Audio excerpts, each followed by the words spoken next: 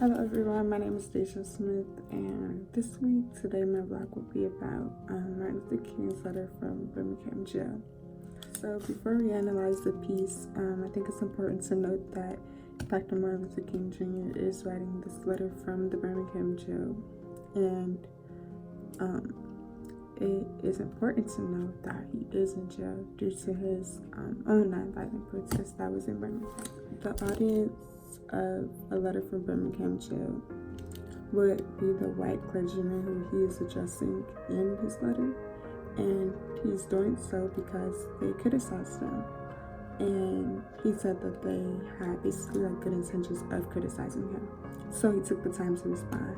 However, there are a lot of people who criticize him, and he stated that if he did take the time to actually go and respond to everyone who criticized him, there would be no time for the real work that he has to do. The claim that Dr. Martin Luther King made in his letter from Birmingham jail is that there is a need for nonviolent protests to make white people feel uncomfortable and shed light to the unjust laws that are made.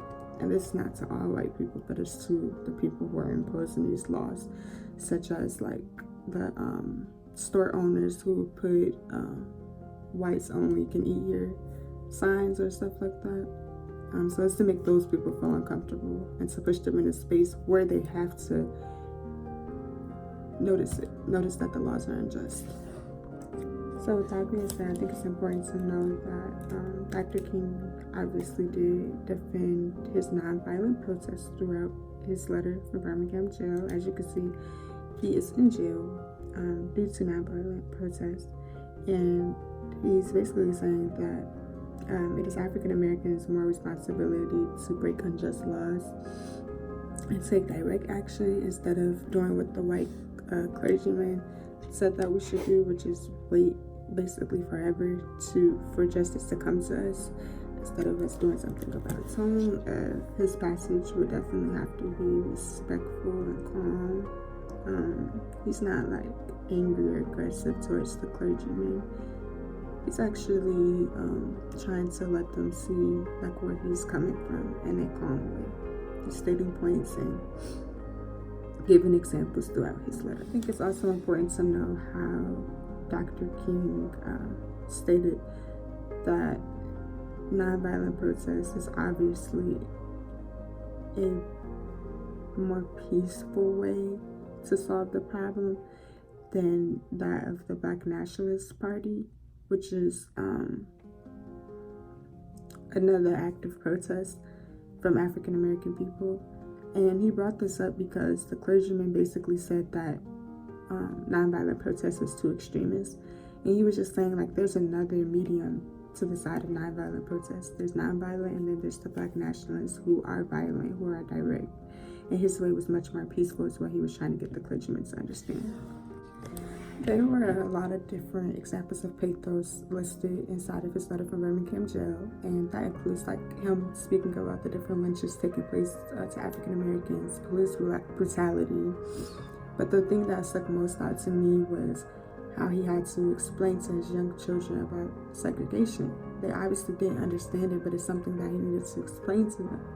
And he said that while he was explaining to them, he could see little clouds of impurity beginning to form in her mental sky, which is he's talking about his daughter.